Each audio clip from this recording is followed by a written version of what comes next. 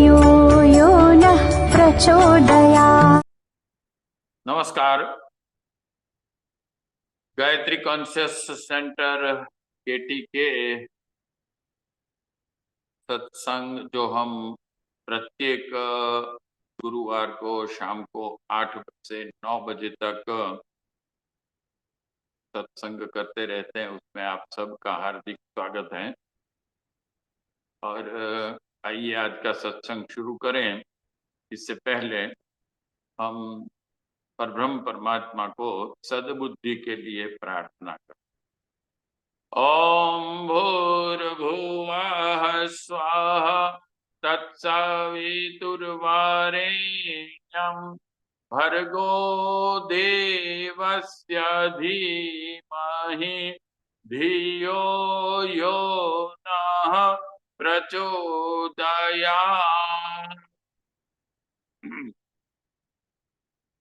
आज का विषय हम रखेंगे योग। योग पूरे विश्व में ख्याति प्राप्त कर चुका है, हम जानते हैं। तो आज हम वास्तविक में योग क्या है और इसका स्वरूप क्या है, इन सब के बारे में हम जानने की कोशिश करें। तो पहले हम यह समझ लें कि योग का अर्थ क्या है। योग का अर्थ होता है जुड़ना। परब्रह्म परमात्मा से हम कैसे जुड़े। जिन्होंने इस सृष्टि का सर्जन किया, जिन्होंने हमारा भी सर्जन किया, इस कोटि कोटि ब्रह्मांडों का जिन्होंने सर्जन, फिर उसकी व्यवस्था, परिवर्तन, यह सब कर रहे हैं।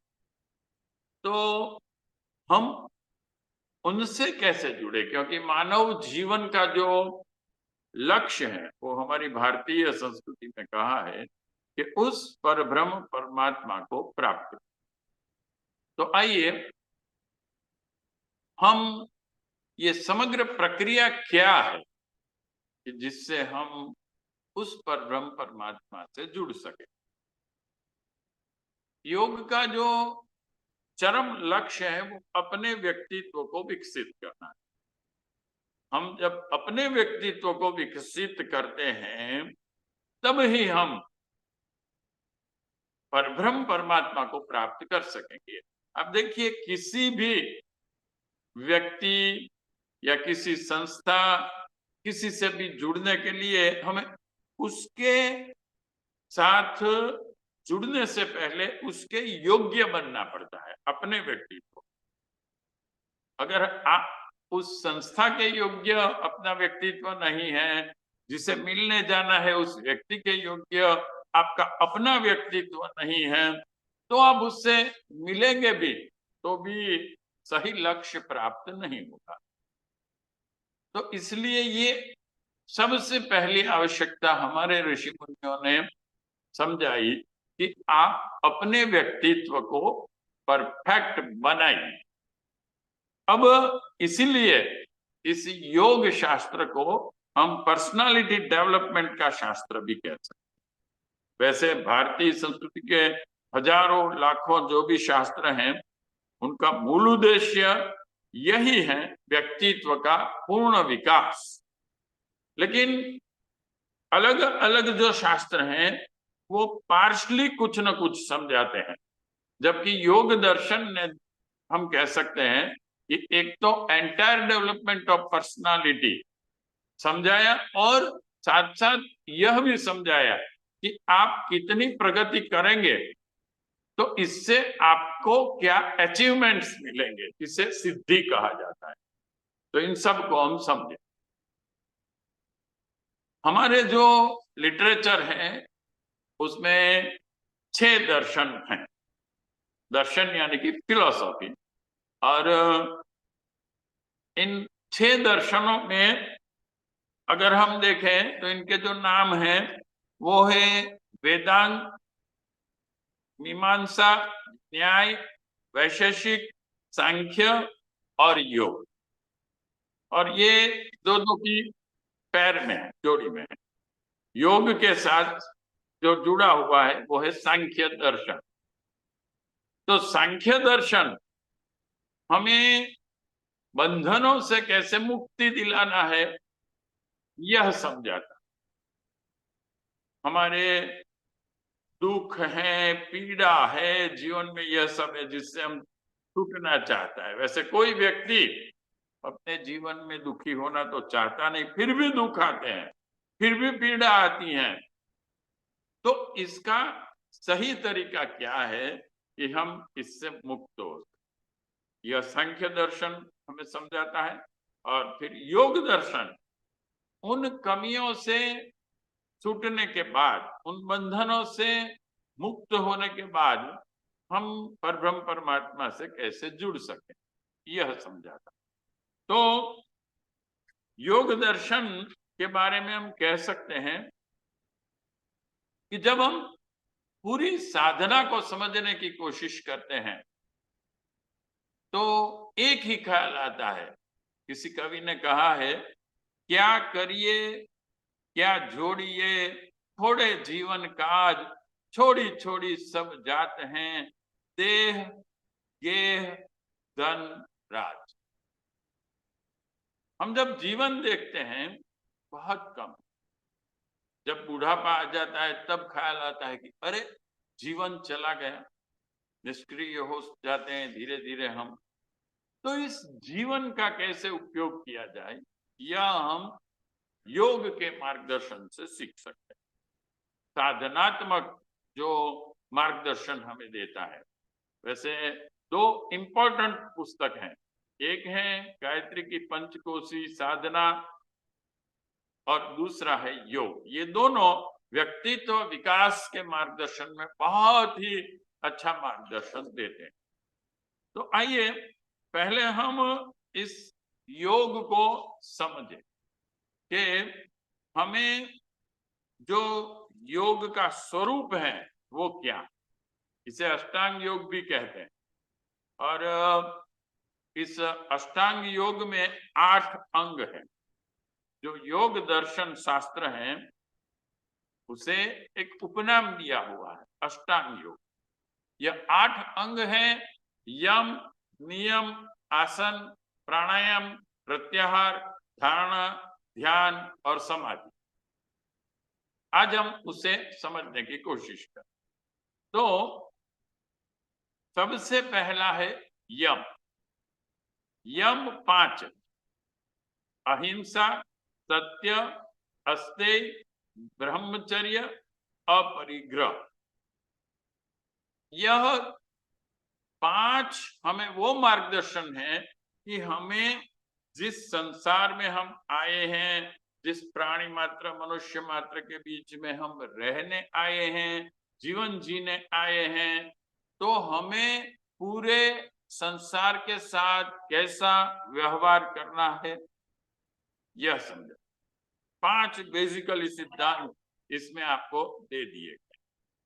और ऐसे ही नियम, दूसरा आता है नियम। नियम भी 5 ये है शौच, संतोष, तप, स्वाध्याय और ईश्वर प्रणिधान। और इसमें आप देखेंगे कि लास्ट जो 3 है, तप, स्वाध्याय, ईश्वर प्रणिधान, इसे क्रिया योग भी कहते हैं। और इस क्रिया योग के जो 3 तप है इसे हम कर्म योग कह सकते हैं, स्वाध्याय है इसे ज्ञान योग कह सकते हैं, और ईश्वर प्रणिधान है ये भक्ति योग, क्योंकि ईश्वर में श्रद्धा रखना। तो इन तीनों के द्वारा हमें क्या अचीवमेंट्स मिलते हैं ये हम आगे देखेंगे।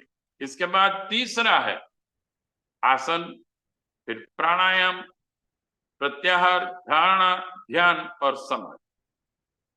यह आखिरी 3 जो है धारणा, ध्यान और समाधि, तो इसे विभूति पाद में समझाया गया है। और जब इन तीनों को एक साथ में जब अप्लाई किया जाता है तो इसे संयम कहा गया। और संयम से आप क्या क्या प्राप्त कर सकते हैं यह भी योग दर्शन में समझाया है। योग दर्शन 195 मंत्रों से बना हुआ है। तो आइए अब धीरे धीरे इन सब को समझते हैं। पहला है यम। ये है सार्वभौम महाव्रत। सार्वभौम, विश्व के पूरे मनुष्य के लिए ये मार्गदर्शन कि ये व्रत ले लीजिए। जब आप दूसरे प्राणियों के साथ व्यवहार करते हैं तो आपको कैसे व्यवहार करना है, ये समाज के लिए भी बड़े आवश्यक है। जिस समाज को सुव्यवस्थित रहना है, समाज के प्रत्येक व्यक्ति को शांति से, आनंद से अपना जीवन यापन करना है, तो समाज के प्रत्येक व्यक्ति को समाज के दूसरे व्यक्तियों के साथ कैसी बिहेवियर करनी है, ये 5 यम समझा। यह यम, आइए अब डिटेल में हम समझ। सबसे पहला जो है वह है अहिंसा। आपको प्राणी मात्र के और प्रेम भाव की जागृति कर, आप अपने स्वार्थ के लिए किसी भी प्राणी को शारीरिक या मानसिक किसी भी प्रकार का दुख नहीं देंगे, जिसके पीछे कोई भी कारण न हो। और जब इसे गीता में भी समझाया गया है 13/7, 16/2 एंड 17/14, ये मंत्र में इस अहिंसा की डेफिनेशन दी गई। और इसके विरोधात्मक क्या है? जब आप अहिंसा को छोड़ देते हैं तो एक महापातक हिंसा। हिंसा हम अपने स्वार्थ के लिए, अपने अहंकार के लिए, अपने आनंद के लिए अगर किसी को दुख देते हैं, हम देखते हैं कि पूरे विश्व में बहुत ही सारे लोगों द्वारा हिंसा की जाती है, जिसके पीछे आहार भी होता है। जो मांसाहारी व्यक्ति हैं तो वो आहार और स्वाद के लिए दूसरे प्राणियों पर अत्याचार करते हैं। फैशन के लिए भी होता है, अच्छे चमड़े की बहुत सारी चीजें यूज करनी है। ऐसे ऐसे बहुत सारे रीजंस होते हैं, इसमें अपना स्वार्थ ही होता है। तो पहला जो यम है अहिंसा, इसे हमें धारण करना है जब हम योग में आगे बढ़ना चाहते हैं। और जब यह अहिंसा की दृढ़ स्थिति हो जाती है आपके अंदर, मान लीजिए आप हृदय से अब किसी भी प्राणी की ओर न तो द्वेष, ईर्ष्या, हिंसा की भावना रखते हैं, ऐसे सिद्ध संतों की और भी पूरे प्राणी जगत में से कोई भी प्राणी हिंसा का भाव नहीं रखता। आपने देखा होगा हमारे योगी जो हैं, हमारे ऋषि जो हैं, तो उनके आश्रमों में, जैसे गुजरात में अभी भी आप जाएंगे, गिरनार के पूरे जंगल में बहुत सारे शेर रहते हैं और वहां हमारे योगी भी रहते हैं। तो लोगों ने देखा है कि शेर आते हैं और उनके साथ नजदीक बैठ जाते, आराम से, सब, किसी को भी वो हानि नहीं पहुंचाते। ऐसे ही हमारे ऋषि मुनियों के आश्रम में भी गौ माता, शेर, हिरण, ये सब पास पास रहते थे। यह था उस ऋषि का, उस योगी का अपने आसपास एक प्रभाव पैदा होता है जब वो खुद अहिंसा की प्रतिष्ठापना इसके व्यक्तित्व में हो जाती। जहां तक वो साधक हैं, यहां तक ये नहीं होता। देखिए, ये जो हम समझ रहे हैं, साधक अवस्था में कोई भी व्यक्ति होता है तब उसे सिर्फ साधना करनी है, उसे सिद्धियां तब नहीं मिलती है। यह सिद्धि की जो बात है वो जब चरम अवस्था में वो उस गुण को अपने व्यक्तित्व में धारण कर लेता है, तब उसे यह सिद्धि मिलती है। तो यह है अहिंसा। प्राणी मात्र की और अहिंसा, ये पहला यम। उसके बाद दूसरा जो यम है वो है सत्य। किसी ने कहा है साच बराबर तप नहीं, झूठ बराबर पाप, जाके हृदया साच है, ताके हृदया आप। जिनके हृदय में सत्य है उसके हृदय में भगवान है, यहां तक कह डाला। और आप देखिए, एक सत्य का गुण ही जब हरिश्चंद्र ने अपने व्यक्तित्व में जागृत किया, तो गांधी जी जैसे निर्बल एक एडवोकेट, वकील, जो पहला केस में जज के सामने कुछ बोल नहीं सके थे, हार गए थे, उसके क्लाइंट ने उसकी फी वापस मांग ली कि अरे भाई, तुम्हारे में बोलने की ताकत नहीं है तो तुम क्यों एडवोकेट बने हो। ऐसा निर्बल एक एडवोकेट जब हरिश्चंद्र का ड्रामा देखता है, नाटक देखता है, और उससे जो उसे प्रेरणा और शक्ति मिली, तो महात्मा गांधी हो। और आप उनके लेक्चरों से, इनकी वाणी से, इनके जीवन से प्रेरणा पाके हजारों हजारों व्यक्ति आजादी की लड़त के लिए तैयार। ये सत्य। तो ये सत्य जो है, इसे धारण करना हमारे धर्म में, इसके लिए सत्यनारायण भगवान की पूरी कथा है। और इस कथा में आप पूरा का पूरा परम पूज्य गुरुदेव ने समझाया है कि सत्य जो अपने जीवन में धारण करता है, उस व्यक्ति का व्यक्तित्व कैसा होता है, उसकी आकांक्षाएं क्या होती हैं, उसके कर्तृत्व क्या होते हैं, वो उसकी बिहेवियर कैसी होती है समाज के साथ। ये जो हमारी युग निर्माण योजना की सत्यनारायण भगवान की कथा है, वो डिस्क्राइब गुरुदेव ने जो की है, उसे जब हम देखते हैं तब ये समझ। तो इस सत्य को क्या है ये समझाने भी गीता में 16/2 एंड 17/5 15 दो मंत्र बहुत ही अच्छे दिए गए हैं। अब जब इसका अपने व्यक्तित्व में सत्य हरिश्चंद्र की तरह हम जब स्थापित कर देते हैं, उस गुण को पूर्ण तरीके से जागृत कर देते हैं, ऐसे साधक के लिए जो सिद्धि मिलती हैं वो यह होती हैं कि वो किसी को भी जो भी आशीर्वाद के लिए कुछ वचन बोलेंगे वो सत्य। ये आशीर्वाद भी दे सकेंगे, श्राप भी दे सकेंगे। अगर किसी को उसने श्राप दे दिया तो वो भी सत्य साबित। हालांकि जब हम देखते हैं कि भारतीय संस्कृति के हमारे सभी महान ऋषियों ने जितने भी श्राप दिए हैं, तो उससे भी उस व्यक्ति का कल्याण ही हुआ। जैसे श्रवण के पिताजी ने दशरथ को श्राप दिया कि जा, तेरा भी मेरी तरह पुत्र के वियोग में मृत्यु होगा, तो राजा दशरथ को इससे बहुत बड़ा लाभ हो गया, क्योंकि उसके वहां तो बालक ही नहीं था। यही दुख उसके जीवन में सबसे बड़ा था।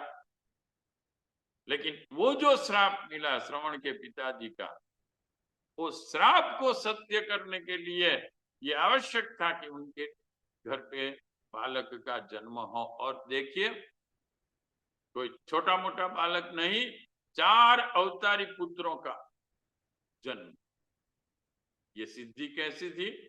उस पिता की, उस श्रवण की, जिनका जीवन तो माता पिता और समाज सेवा में श्रेष्ठ बना, लेकिन उस श्रवण के मृत्यु भी कारणभूत बना एक अवतारी चेतना के अवतरण के। तो यह सत्य की हमने डेफिनेशन देखी, और सत्य का से क्या सिद्धि होती है ये हमने देखा। अब तीसरा जो यम है वो है अस्तेय। अस्तेय का अर्थ होता है चोरी न करना। और बहुत ही डिटेल में जब इसे समझते हैं, एक्सप्लेन करते हैं, तो इसका अर्थ होता है कि जिस चीज पर आपका अधिकार नहीं है, आप वो चीज अपने उपयोग के लिए जीवन में नहीं। लेकिन हम देखते हैं, एक कवि ने कहा है, जैसी नीयत हराम पे ऐसी हरि से होए। मुफ्त की चीज, सस्ते की चीज पाने के लिए हमारा मन बहुत इच्छा करता है। जैसी नीयत हराम पे ऐसी हरि से होए, चला जाए वैकुंठ में पल्ला न पकड़े। अगर जी मुफ्त खोरी के लिए जैसी इच्छाएं हैं, ऐसी अगर भगवान को प्राप्त करने की इच्छा अगर व्यक्ति में जागृत हो, तो वो सीधा ही ईश्वर के पास पहुंच जाए। लेकिन वो इच्छा जागृत नहीं करता वास्तव। अस्ते आप जीवन जिए, लेकिन आप वही चीजें अपने पास रखिए जिस पर आपका अधिकार है। गीता में इसके लिए 3/12 में कहा है और समझाया है पूरा। चोरी न करनी, इसका मतलब है दुष्ट प्रवृत्तियों से भी दूर रहना। और आइए हम गांधी जी का अगर इसमें जीवन में देखते हैं एग्जाम्पल, तो जब उन्होंने देखा एक गरीब स्त्री ट्रेन में उनके साथ बैठी थी, बहुत ही फटे हुए और गंदे कपड़े थे, तो गांधी जी ने कहा कि बहन चलो, तुम कपड़े नहीं है तुम्हारे पास, लेकिन तुम थोड़ा धो के स्वच्छ करके तो पहनो। जब उस माता ने कहा, बच्चा भी था उसके साथ, बापू एक ही धोती है मेरे पास, बस एक यही कपड़ा है, अब मैं उसे धोऊं तो दूसरा पहनूं क्या? तो जितना हो सके मैं इसे थोड़ा बहुत धो। इसी चीज ने गांधी जी को ऐसा आघात लगा उसके हृदय में कि गांधी जी ने सोचा कि मेरे देश में जितना भी कपड़ा पैदा होता है, उसमें से उन्होंने गिन लिया कि मेरे हिस्से में कितना आता है, और तब उनका कैलकुलेशन ये आया कि मेरे हिस्से में सिर्फ 1.5 मीटर कपड़ा ही आया। और उन्होंने उसी वक्त यह संकल्प ले लिया कि मैं 1.5 मीटर से ज्यादा कपड़ा नहीं, क्योंकि मेरा अधिकार सिर्फ 1.5 मीटर कपड़े पर ही। इसलिए ये आवश्यक है, तीसरा यम अस्ते। हम भोगवादी बन चुके हैं। एक और हम देखते हैं, गरीब देशों में बच्चों को खाना नहीं मिलता है, और हम ऐशो आराम के लिए अपने बंगले बढ़ाते जाते हैं, लग्जरियस बढ़ाते जाते हैं, बिन जरूरी चीजें बढ़ाते जाते हैं। आज का जो सबसे बड़ा प्रॉब्लम है यही है, अनइक्वल डिस्ट्रीब्यूशन ऑफ इकोनॉमी। एक दुनिया के 10% लोगों के पास 90% अस्कयामत के मालिक हैं वो, और 90% लोग जो हैं उनके पास दुनिया के सिर्फ 10% अस्कयामत। तो भारत के वैदिक काल में प्रत्येक व्यक्ति सादा जीवन, उच्च विचार, इस सिद्धांत को अपनाए हुए, वो न तो अपना समय कभी वेस्ट करते थे। ज्ञान प्राप्ति, ज्ञान प्राप्ति, ज्ञान प्राप्ति, यही उनके जीवन का लक्ष्य। वलकल के कपड़े पहनते थे, सादा जीवन थे। तो हम भी अपने जीवन में यह योग में अगर हमें आगे बढ़ना है, तो अपने जीवन में यह सिद्धांत दें। और इसके विपरीत जो है महापातक जिसे कहा जाता है, ये है चोरी का। चोरी ऐसा नहीं है कि चोर कहीं करते हैं, सामान्य समाज में भी चोरी होती है, जैसे टैक्स ना देना गवर्नमेंट को, देश के विरुद्ध का करना। हमारी जो जो फर्जे हैं, जिसे हमारे 4 पुरुषार्थ धर्म अर्थ काम और मोक्ष में धर्म कहा गया है, ये अलग अलग ड्यूटी है हमारी, समाज की और राष्ट्र की और माता पिता की और बच्चों की, और कई हमारी ऐसी ड्यूटी है जो न करना, वह भी चोरी, काम पूरी तरीके से न कर। तो आइए हम यह भी देखें कि जब आप अपने जीवन में इस अस्तेय को अपने व्यक्तित्व में एस्टैब्लिश कर देते हैं, पूर्ण तरीके से जागृत करते हैं, जीवन को ठीक तरीके से बना देते हैं, तब क्या होता है, आपको सिद्धि क्या मिलती है? तमाम प्रकार के जो विश्व में रत्न है, धन है, दौलत है, ये आपके लिए खुल जाता, क्योंकि अब आप और ब्रह्म परमात्मा ने भी ये जान लिया कि आप अब अपने लिए कुछ नहीं उपयोग मिले, अपने स्वार्थ के लिए, अपने भोगवादिता के लिए अब आप कुछ उपयोग नहीं लेंगे। आप देखिए हमारे जिसे ब्राह्मणत्व कहा गया है, गुरुदेव ने कहा है कि ब्राह्मणत्व प्राप्त कीजिए। ये ब्राह्मणत्व क्या है? आप गुरुदेव का जीवन देखिए, हमारे ऋषि मुनियों का जीवन देखिए, तो बिल्कुल सिंपल। और इसीलिए आप देखिए चमत्कार कैसे कैसे होते हैं, धन दौलत की कभी कमी नहीं रहती उन लोगों के। गुरुदेव ने जब पहला यज्ञ किया, 1008 यज्ञ जो उनके हिमालय के गुरुदेव ने उनको संकल्प लेके भेजा था, गुरुदेव ने कहा अरे पर मेरे पास तो कुछ पैसे नहीं है, कोई संगठन नहीं है, 1008 कुंडी यज्ञ में कैसे करूंगा? लेकिन देखिए जब व्यक्ति अस्तेय अपने जीवन में अपना लेता है, उनके लिए सब जो भी कार्य करना चाहता है, जितने भी पैसे उसे चाहिए, उसे पर ब्रह्म परमात्मा से मिल जाता। क्यों? कि वो निस्वार्थ है। तो यह हमने देखा तीसरा अस्तेय यम। अब जो चौथा यम है, यह है ब्रह्मचर्य। ब्रह्मचर्य शब्द का हम अर्थ जब देखते हैं, ब्रह्म यानी कि उस पर ब्रह्म परमात्मा जिसने, हमने पहले देखा कि पूरी सृष्टि का जिसने निर्माण किया, और चर्य यानी कि विचरण करना। तो आप पूरे विश्व की और जो दृष्टिकोण रखेंगे, क्या रखेंगे? ये पूरा विश्व पर ब्रह्म परमात्मा मय का दृष्टिकोण यह हो। कण कण में उस पर ब्रह्म परमात्मा व्याप्त है,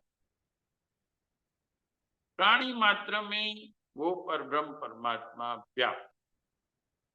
हमारा जो सत्संकल्प है, युग निर्माण योजना का सत्संकल्प, उसमें सबसे पहला ही जो 18 संकल्प हैं, उसमें से सबसे पहला जो संकल्प है वही ये समझाया कि हम ईश्वर को सर्वव्यापी न्यायकारी समझें। तो ब्रह्मचर्य आजकल इसका बहुत ही छोटा अर्थ समझा जाता है कि जैसे कि कामुकता की के ऊपर विजय लेना, सेक्स का चिंतन न करना और उपभोग न करना, इसे ब्रह्मचर्य समझा जाता है। ऐसा नहीं है, ब्रह्मचर्य का बहुत वाइड अर्थ। इसका मतलब है हम किसी भी चीज को, प्रकृति माता में रही कोई भी वस्तु को, क्योंकि वो सभी परब्रह्म परमात्मा मय है, तो मातृत्व भाव के दृष्टिकोण से देखेंगे, भोगवादिता से नहीं देखेंगे। इसमें स्त्री पुरुषों का एक दूसरे की और जो दृष्टिकोण है, इतने तक मर्यादित नहीं है। हम प्रत्येक वस्तु में परब्रह्म परमात्मा देखते हैं, प्राणी मात्र में परब्रह्म परमात्मा देखते हैं। इसलिए कोई भी चीज हमारे लिए भोगवादिता के लिए नहीं, लेकिन हम उसमें परब्रह्म परमात्मा ईश्वर का अस्तित्व देखेंगे। और जब ईश्वर का अस्तित्व हम कण कण में देखेंगे तो आप समझिए आपके भाव क्या हो। किसी भी व्यक्ति में आप देखेंगे ईश्वर है। हमारे एक कवि हो गए, कवि गंग, उन्होंने कोई एक अत्याचारी बादशाह था उनके वक्त में वो थे, और उन्होंने बहुत ही अच्छा ज्ञान प्रचार का कार्य वो करते थे, समाज के लोगों को अच्छे विचार देना। ये तो उसको पसंद नहीं आया और उनको मृत्यु दंड की सजा। तो उनके सामने उनको मृत्यु दंड ऐसे देना था कि हाथी के पैर के नीचे उनका मस्तक रख के हाथी उसे दबा दे। तो जब हाथी उनके पास सामने आया तो वो दो हाथ जोड़ के उनको प्रणाम किया, कहा कि गणेश भगवान आए हैं और अब वो मुझे मुक्ति दिलाएंगे। देखिए कैसे भाव, महापुरुषों का यही है। आप देखिए कहीं भी कम या ज्यादा उनके भाव। सोक्रेटिस को जिस व्यक्ति ने जहर देने को आया उनको मृत्युदंड हुआ था, तो सोक्रेटिस ने उसे भी अपने जो कुछ पैसे मिलकत थी तो सबको थोड़ा थोड़ा दिया था, तो उसमें से थोड़ा उसे भी दिया कि मुझे जिस व्यक्ति ने जहर दिया है उसे भी कुछ इतना मेरी मिल्कत में से मिले। तो हमारा आंतरिक दृष्टिकोण, ब्रह्मचर्य का अर्थ यह है हम परमात्मा को सर्वव्यापक समझें। और जब आप ब्रह्मचर्य को सिद्ध कर देते हैं तो इसका फल आपको क्या मिलता है? ब्रह्मचर्य सिद्ध हो जाता है, लेकिन इसका विपरीत भी हम जान लें कि इसके महापातक क्या है, तो वो है व्यभिचार और भोगवादिता। व्यक्ति जब व्यभिचार की ओर चला जाता है और भोगवादिता की ओर चला जाता है, 5 इंद्रियों के सुख ये उसके लिए सर्वस्व बन जाते हैं, ये उसका अधोपतन करा। और दूसरी ओर जब वो ब्रह्मचर्य सिद्ध कर लेता है तो आप देखिए कई हमारे भारतीय संस्कृति में महान ब्रह्मचारी जिसे कहे गए ऐसे व्यक्ति हो गए, और इनकी आप शक्तियां देखेंगे। हनुमान जी थे, स्वामी विवेकानंद थे, दयानंद सरस्वती जी थे, बहुत सारी उनके पास शक्तियां, अचीवमेंट्स उनको जो मिले। तो इनका फल क्या मिलता है? देखिए आपके पास शारीरिक, मानसिक और आत्मिक शक्तियां जागृत हो जाए। कैसे भी कष्ट के सामने आपका मनोबल कभी हारेगा नहीं। बड़े से बड़े कष्ट, बड़े से बड़ी परीक्षाएं आपकी आएगी जीवन में, आपको वो सिद्धि मिल जाएंगी कि आप इन सब के सामने लड़ सके और आप जागृत और सामर्थ्यवान बने रहेंगे अपने व्यक्ति। तो ये था चौथा यम। अब 5वां जो यम है वो है यम 5 है जो अहिंसा, सत्य, अस्तेय, ब्रह्मचर्य, अपरिग्रह। ये 5। अपरिग्रह का मीनिंग क्या होता है? संग्रह न करना। अपने पास आजकल हम देखते हैं लोग यही सोचते हैं कि मैं बूढ़ा हो जाऊंगा तो मेरा जीवन कैसे जाएगा, मेरी 7 पीढ़ी तक अगर किसी को आमदनी नहीं मिली तो उनका क्या होगा। और इसलिए संग्रह करो, संग्रह करो। इतना संग्रह करते हैं कि बात मत पूछिए। कहीं आप देखिए विश्व में पैसे वाले व्यक्ति ऐसे ऐसे हो गए जिन्होंने करोड़ों करोड़ों रुपए स्विस बैंक में जमा किए, धन दौलत जमा की। मृत्यु के समय इतने पैसे उनके रह जाते हैं जिनका ये उपयोग नहीं करते। अपरिग्रह क्या है? किसी कवि ने कहा है, उदर समाता अन्न ले, तन ही समाता चीर। अधिक ही संग्रह ना करे, तिसका नाम फकीर। साधु किसे कहेंगे? कई व्यक्ति गुरुदेव ने उदाहरण दिए हैं। छोटे से पगार में भी वो लोग 10% से अपना जीवन जीते थे और 90% गरीब विद्यार्थियों को और इन कई बीमारों को, गरीब बीमारों को सहाय कर। कल क्या होगा किसी ने, और वास्तविकता यही है। हमारे कई भक्तों को आप देखिए, गुरुदेव के पास क्या था? उन्होंने अपनी सभी मिलकत, आप देखिए, समाज कल्याण और धर्म के लिए दे दी। माता जी ने अपने गहने तक सब दे दिए। उनका अपना अपने पास कुछ नहीं रहा। और इनको कभी पैसे की कमी नहीं। लोग ये आश्चर्यचकित हो जाते थे। गुरुदेव के पास बिरला आए थे, बिरला एक बार ब्लैंक चेक उनको दे दिया। गुरुदेव ने कहा, नहीं, मुझे पैसे की जरूरत, मेरे परिजन मुझे रोज 10 पैसा देते, वो भी मुझे जरूर नहीं है, लेकिन जैसे जो पुण्यशाली आत्मा होते हैं उससे मुझे एक मौका देना पड़ता है कि जो भी युग निर्माण का परिवर्तन हो रहा है उसमें उसकी भागीदारी।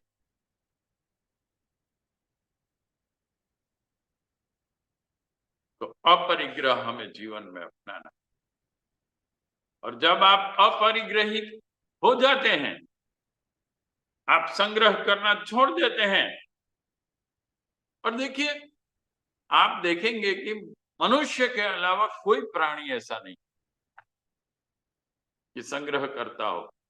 और संग्रह जो करता है वो अल्टीमेटली मधुमक्खी की तरह परेशान भी होता है। लोग आगा के उसका छाता तोड़ते हैं। गुरुदेव ने तो हम संग्रह जब नहीं करेंगे, जो महापातक है इसके पीछे, तो इसका फल क्या हो जाता है? जब आपके व्यक्तित्व में अपरिग्रह आ जाता है, आप जानते हैं मुझे कुछ अब जरूरत नहीं है, मेरा जीवन निर्वाह चलता रहेगा, सच्चे भक्तों को कोई चिंता नहीं है। नरसिंह मेहता की बेटी का शादी थी तो सब कुछ हो गया, कहां से पैसे आए? कुछ, उनके पास कुछ नहीं था। गुरुदेव ने एक उदाहरण दिया था। एक बहुत ही अच्छे ब्राह्मण थे, ज्ञान प्रचार का काम करते थे, छोटे से गांव में रहते थे, उनकी एक बेटी थी। अब वो समाज सेवा का काम इनका इतना, कभी किसी से दक्षिणा नहीं मांगते थे, दान नहीं मांगते थे। उनकी बेटी थी, लोग कहते थे, भाई इसका तुम शादी कैसे करोगे, पैसे है नहीं तुम्हारे पास, और इतनी सुंदर और संस्कारी तुम्हारी बेटी है, दहेज के बिना इसकी शादी भी कैसे होगी? ब्राह्मण ने कहा, भगवान, जैसे सच्ची घटना गुरुदेव ने लिखी है। गुरुदेव का एक पुस्तक है गायत्री के चमत्कार। उसमें कैसे कैसे महान योगी और आध्यात्मिक व्यक्ति हुए। तो अब क्या हुआ, एक बार उनके गांव में, या तो कोई साइड के गांव में, एक बहुत ही बड़ा कलेक्टर दर्जा का लड़का था, युवा, उसकी शादी थी और उसकी बारात आई। और कुछ कारणों से जिस लड़की के साथ उसकी शादी होने वाली थी उससे झगड़ा हो गया, क्योंकि उनका स्वभाव अच्छा नहीं था, लड़की का स्वभाव भी अच्छा नहीं था और बिहेवियर कुछ इन लोगों की ऐसी हो गई, इनको भी पसंद नहीं आया और झगड़ा इस हद तक आ गया कि लड़की वालों ने कह दिया हम हमारी लड़की की शादी तुमसे करना नहीं चाहते, जाओ वापस चले। अब ये इनके लिए तो बहुत बड़ा इंसल्ट था। अब उनके ही एक मित्र ऐसे थे कि जो इस ब्राह्मण भाई जो थे उनको भी जानते, उनको ही ख्याल, उनको ऐसा लगा कि अरे ये लड़का तो अच्छा है, वो लड़की भी अच्छी है, तो उसने उनसे पिता को और उस लड़के से पूछा कि भाई देखो अब हम बगैर शादी के वापस जाएंगे तो हमारी भी इज्जत खराब होगी, तो मैं आपको एक गरीब ब्राह्मण है लेकिन उसकी लड़की बहुत ही संस्कारी और सुंदर भी है, तो लड़के और लड़की को अकेले में मिलाया गया, एक दूसरे के को देखा उन लोगों ने, माता पिता ने भी बातचीत की और उन्होंने यस दोनों की ओर से हो गया है ये, और फिर बहुत ही सिंपल वहां शादी हुई। तो देखिए कैसा चमत्कार, अच्छे व्यक्तियों के जीवन में, सच्चे भक्तों के जीवन में कोई कमी रहती ही, अपरिग्रह जब अपना लिया जाता है, निस्वार्थ भाव से आप काम करते हैं। हमारे कई हजारों हजारों गायत्री परिवार के ऐसे कार्यकर्ता भी हैं।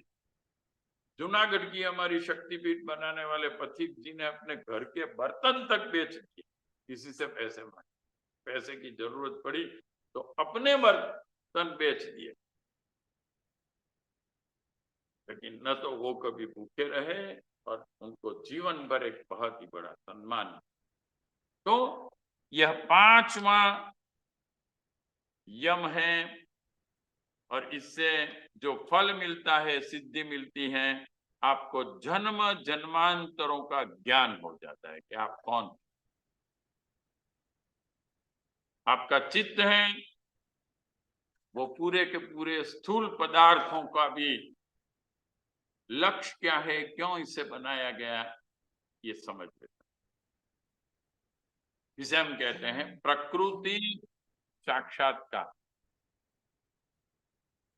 ब्रह्म साक्षात्कार, आत्म साक्षात्कार और प्रकृति साक्षात्कार, यानी कि माता प्रकृति को पूरी तरीके से समझ लेना, और आप अपने में पिछले जन्म में क्या था, आप अपने हजारों लाखों जन्म के ज्ञाता हो जाते, सब आपको मालूम,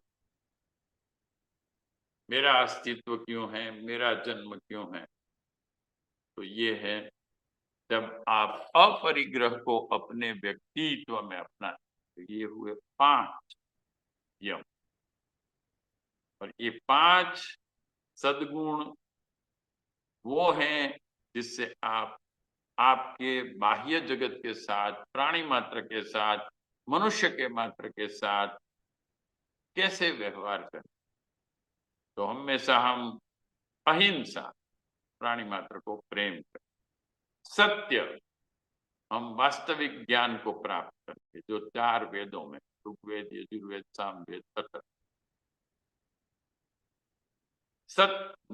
अहिंसा, सत्य, अस्तेय, चोरी न कर, ब्रह्मचर्य और अपरिग्रह।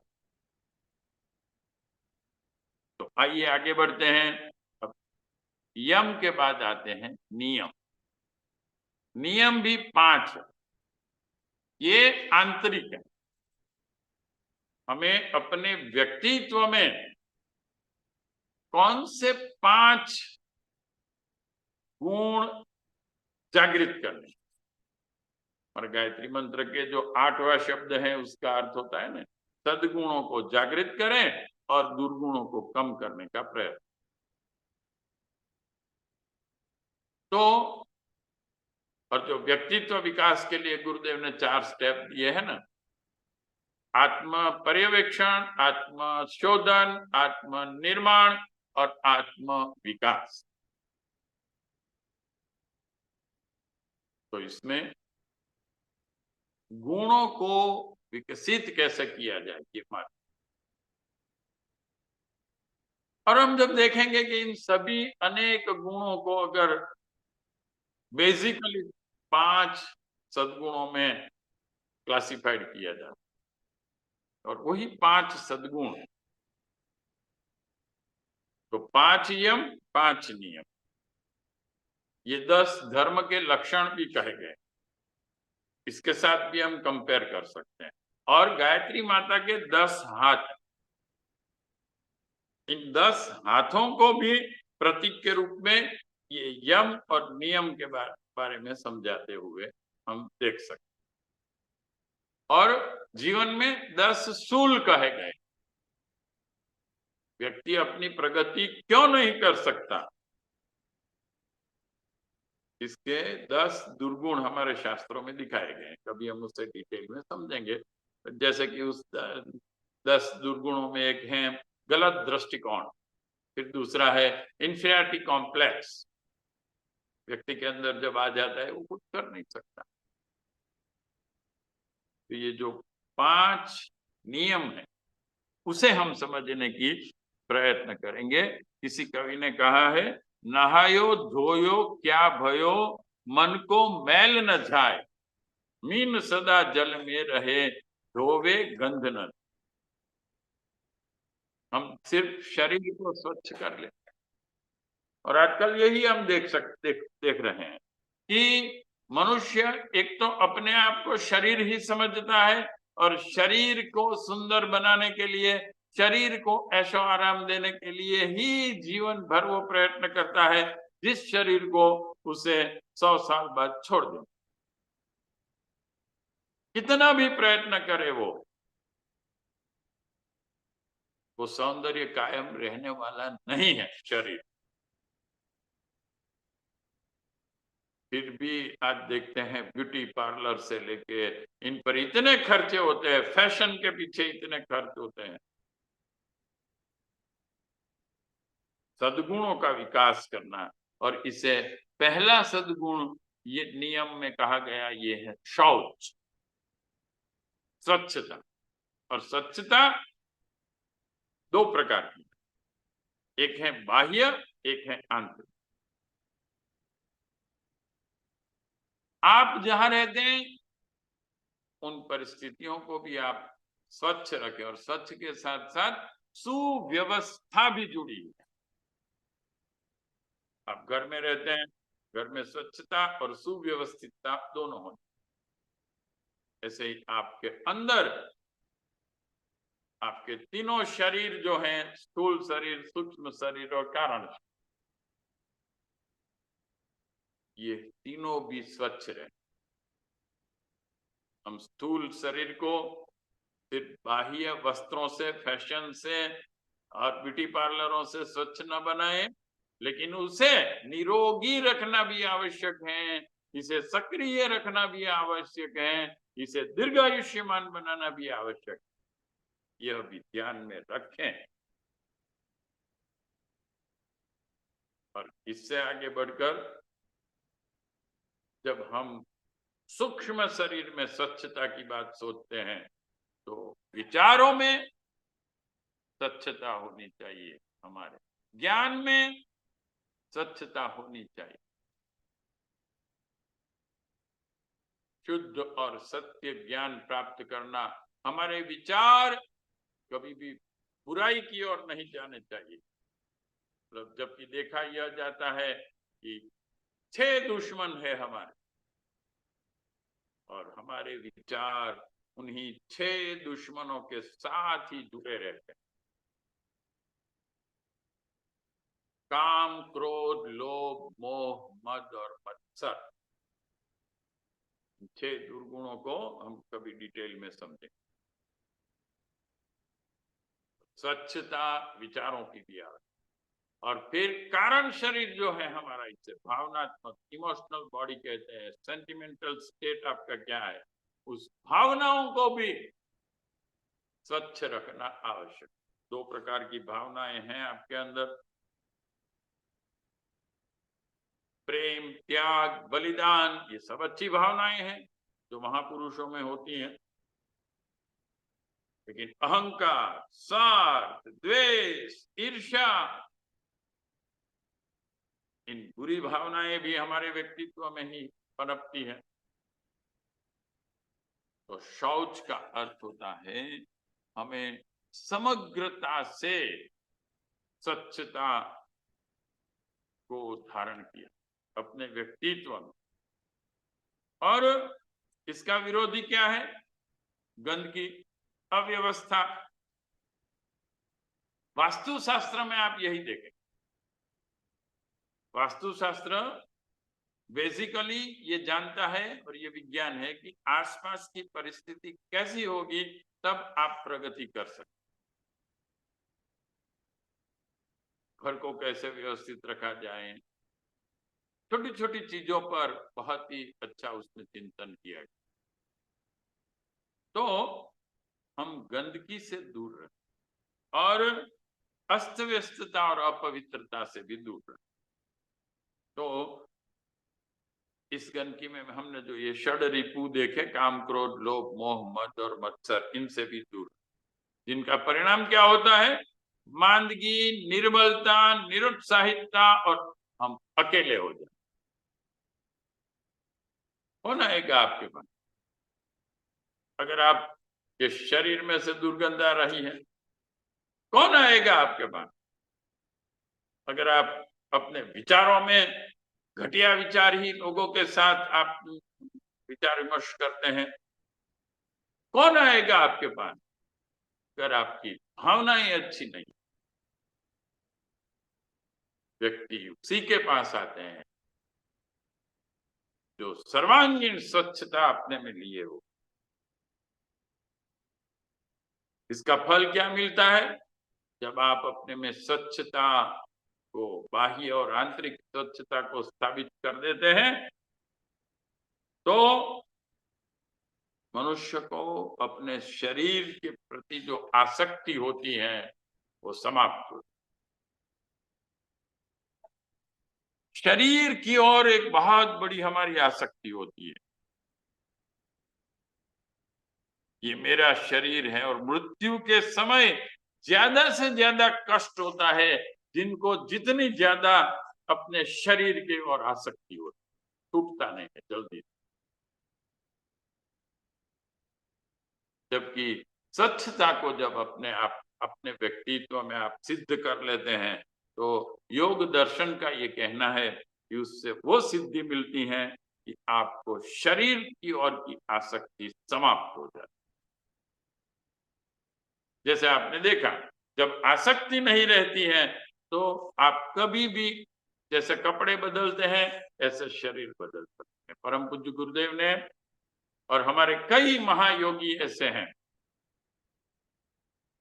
जिन्होंने स्वेच्छा से शरीर का त्याग किया। गुरुदेव ने गायत्री जयंती के दिन और सबको बुलाकर अपने महत्व के जो कार्यकर्ता थे आश्रम के, और उनको कहा कि बेटा, मेरे जीवन का कार्य पूरा हुआ, अब मैं शरीर छोड़ दूं और 2 घंटे तक मेरे शरीर के नजदीक मत आना और फिर अंतिम संस्कार कर। आश्चर्य में पड़ गए सब। कोई बीमारी नहीं थी गुरुदेव, स्वस्थ शरीर था। लेकिन जब जीवन कार्य पूरा हुआ, उन्होंने आराम से, माता जी ने भी पूर्णिमा के दिन, और गुरुदेव ने आगे से कह दिया था, बहुत एक 3.5 साल पहले का उनका लेक्चर है, वो आप कभी सुनेंगे तो उसमें स्पष्ट रूप से वो बोले थे कि अब मैं 3.5 साल तक हूं, और ऐसा शॉर्ट में बोल के जैसे जब वो आखिरी संदेश भी उन्होंने लिखा था, मृत्यु शरीर छोड़ने से पहले उन्होंने एक आखिरी संदेश भी लिखा। वो आखिरी संदेश भी पढ़ने लायक। माता जी ने भी अपना आखिरी संदेश लिखा ताकि वो जानते हैं कि मुझे शरीर छोड़ना। तो ये शौच नियम 1, उसकी क्या सिद्धि मिलती। फिर उसके बाद है संतोष। दूसरा जो नियम है संतोष। किसी कवि ने कहा है तन की भूख तो तनिक है, 3 पांव और शेर। शरीर की भूख बहुत कम। आप 2 रोटी खाएं, आप बस अब नहीं खाएं। तन की भूख तो तनिक है, 3 पांव और शेर। मन की भूख अनंत है, निगलत मेरु सुमेर। लेकिन मन की भूख, पहाड़ बड़े बड़े निगल जाता है और फिर भी कहता है कि मैं अभी चाहिए, और चाहिए, मुझे और चाहिए। जहां तक व्यक्ति में इस संतोष का सद्गुण जागृत नहीं होता है, कुछ नर्क कहे गए हमारे। देखिए, that is one type of psychologically description. 7 नर्क है। 7 जो नर्क हैं, उसमें 2 ऐसे हैं कि जिसे बहुत ही खराब कहा गया है।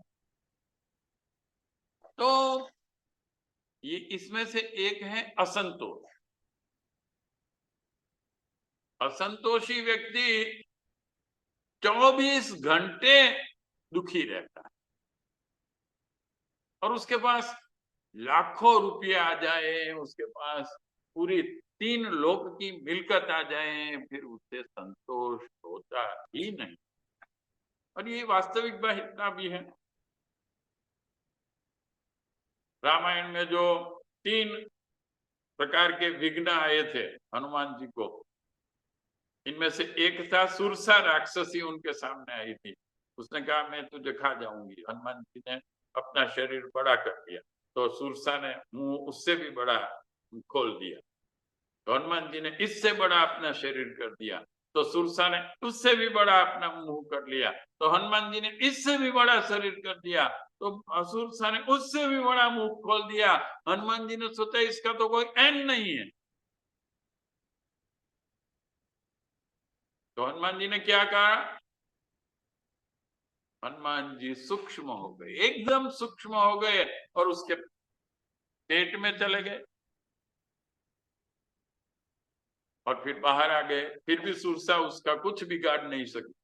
तो ये सुरसा क्या है? भौतिक संपत्ति। इसकी डिमांड बढ़ती ही जाती है। आज ये मोबाइल का मॉडल लिया, कल दूसरा चाहिए। आज इतना छोटा घर है, कल महल चाहिए। महल से भी बड़ा महल चाहिए आपको। एक कार का मॉडल है, नहीं चलेगा, मुझे कार का इससे ऊंचा मॉडल चाहिए। कार के बाद प्लेन चाहिए, प्लेन के बाद आजकल स्पेस में जाने की टिकट बुक हो रही करोड़ोंपति व्यक्तियों। असंतोष। जो व्यक्ति ये समझ लेता है कि मेरा मन कभी भी संतोष नहीं होगा, संतोषी, भौतिक संपत्ति चाहे कितनी भी हो, मैं मर जाऊंगा, मेरा शरीर वृद्ध हो जाएगा, मेरी इंद्रियां अपनी शक्ति छोड़ देगी, फिर भी मन लाओ लाओ लाओ ही करेंगे। इसी को कहते हैं संतोष। और इसीलिए जो दूसरा नियम है वो है संतोष। तृष्णा को छोड़ दे। 3 तृष्णाएं कही है हमारी भारतीय संस्कृति में, पुत्रेषणा, वित्तेषणा, लोकेषणा। वो एक एक से बड़ी है। पुत्रेषणा, मेरा परिवार हो, वो पहले पूरी हो जाती। चलो भाई, पत्नी है तुम्हारी, माता पिता है, बच्चे हैं, ये हो गया, ओके, इट्स ऑल राइट, जल्दी से पूरी हो जाती। लेकिन फिर इसके बाद वित्तेषणा होती, पैसे कमाओ। अब उसमें देखें क्या, बिल गेट को भी संतोष नहीं। और फिर इससे भी एक बड़ी तृष्णा और तीसरी आती है, लोकेषणा। पूरा विश्व मुझे जाने, मैं पूरे विश्व के प्रत्येक व्यक्ति मुझे जानना चाहिए, मेरा नाम, मैं कौन हूं, मैं सबसे महान हूं। इस लोकेशणा में खत्म हो जाते हैं कई। लोकेशणा मिलती तो है नहीं। तो संतोष एक ऐसी चीज इसके बारे में कहा गया है, गोधन, गजधन, बाजधन और रतन धन खान, इतने सारे धन हैं। जब आवे संतोष धन, सब धन धूल सम। वो सभी जिसके लिए मनुष्य जीवन भर पाने के लिए प्रयत्न करता है, लेकिन वो धूल समान। जब आपके पास संतोष धन आ जाता है। गुरुदेव के पास अपना क्या था? कुछ नहीं। इसे अवधूत अवस्था कहते हैं हमारे भारतीय संस्कृति में। जिसको ये नाम मिलता है ना जिन संत को, भाई ये तो अवधूत है, यानी कि उसका अपना कुछ नहीं होता रहता, वो पूर्ण समर्पित ईश्वर को हो जाता। और जब आपके अंदर संतोष अपने व्यक्तित्व में पूर्ण रूप से जागृत हो जाता है, तो इसका फल आपको क्या मिलता है? तुष्टि, पुष्टि और शांति, तीनों शरीर की। आपके आत्मा को शांति, स्थूल शरीर को पुष्टि, तुष्टि, और सूक्ष्म शरीर को पुष्टि विचारों से। तो आज हमने अष्टांग योग, योग दर्शन को हम समझ रहे हैं, और उसमें जो 8 यम, नियम, आसन, प्राणायाम, प्रत्याहार, धारणा, ध्यान और समाधि है, इनमें से यम 5 है, वो समझ लिए हमने। और जो नियम दूसरा चल रहा है वो भी 5 है। उसमें से हमने शौच और संतोष 2 समझ। आगे हम हमारे दूसरे सत्संग में तप, स्वाध्याय और ईश्वर प्रणिधान क्या है, इससे शुरुआत करेंगे। और हो सकेगा तो संक्षिप्त में उसे उस दिन पूर्ण करेंगे। तो यह भाव से आज का हम हमारे सत्संग को विराम देते हैं। इससे नमस्ते पंडित जी। बहुत ही बढ़िया आपने कवर किया सभी अष्टांग योग के जो डिटेल्स थे। उसमें सबसे बड़ी बात मुझे अच्छी लगी वो कि अपना तन को खाने के लिए थोड़ा सा ही चाहिए, पर हमारी मन की भूख है वो कभी फिनिश नहीं होती। और आपने बिल्कुल सही एग्जाम्पल से बताया कि जो ताड़का राक्षसनी थी, तो हनुमान जी आ, उनको ताकत से जब कंपटीशन में आया कि तुम बड़ी होती है तो मैं भी बड़ा होता हूँ, तुम जितनी बड़ी होगी उससे भी डबल बड़ा हो जाओ। तो उसके बाद पता चला कि हाँ, इसका तो कभी एंड ही नहीं होगा, क्योंकि ये बुक अपनी ऐसे ही है कि जितनी बढ़ाते जाए उतनी बढ़ती जाती है। पर तभी जब आप छोटे बन जाते हो और समझ जाते हो कि भाई हमें छोटा बन के निकल जाना ही अच्छा है, तो ये जो आपने नियम्स बनाए और ये जो स्टोरी है परफेक्टली फिट होती है। और काफी पर्सपेक्टिव मेरे मेरे नजरिए से बहुत ही बढ़िया पर्सपेक्टिव अंडरस्टैंड करने को। Thank you very much. इसमें 2 मिनट में एक और बात कह दूं, ये 3 बंधन कहे गए हमारे, लोभ, मोह और अहंकार। और इसमें जब आप अध्यात्म में आते हैं तो संत, सुधारक और शहीद, यह तीन बेसिकली स्टेप्स एक एक से ऊंचे जो आप जाते हैं तब होते हैं। तो संत उसे कहते हैं जिसने भौतिक संपत्ति और पैसों का मोह छोड़ दिया। सुधारक उसे कहते हैं कि उसने पूरे विश्व को जिसने प्रेम किया और विश्व को अच्छा करने के लिए प्रयत्न करता है, तो वो अपने पारिवारिक जो प्रेम है उसे विस्तृत करता है और विश्वव्याप बनाता है। और जो शहीद है वो अवस्था आती है कि वो अपने आप में अहंकार को विलीन कर देता, मर जाता है, मैं हूं नहीं रहता, और पूरा का पूरा उसका व्यक्तित्व ईश्वर के साथ एकाकार हो जाता है। तो ईश्वर जो करना चाहता है वही वो करता है। जैसे आप गीता में देखेंगे कि जैसे ही गीता स्टार्ट होती है तो जहां तक गीता स्टार्ट नहीं हुई थी वहां तक वर्णन ये आता है कि भाई कृष्ण ने रथ को ऐसे लिया, अर्जुन ने कृष्ण को ये कहा कि भाई रथ को दोनों सेना के बीच में ले जाओ, कृष्ण ने ये किया वो किया। लेकिन जैसे ही गीता शुरू होती है आप कहीं भी नहीं पढ़ेंगे कि कृष्ण उवाच, लिखा है सीधा ही भगवान उवाच, यानी कि उस वक्त वो व्यक्ति खुद नहीं बोलता है, लेकिन जो परब्रह्म परमात्मा अर्जुन को कहना चाहते हैं वो परब्रह्म परमात्मा की ही वो आवाज होती, उसकी अपनी नहीं होती कृष्ण की, लेकिन वो भगवान उवाच ऐसे लिखा है। तो ये बहुत ही एक अच्छा ये तो कंसेप्ट है।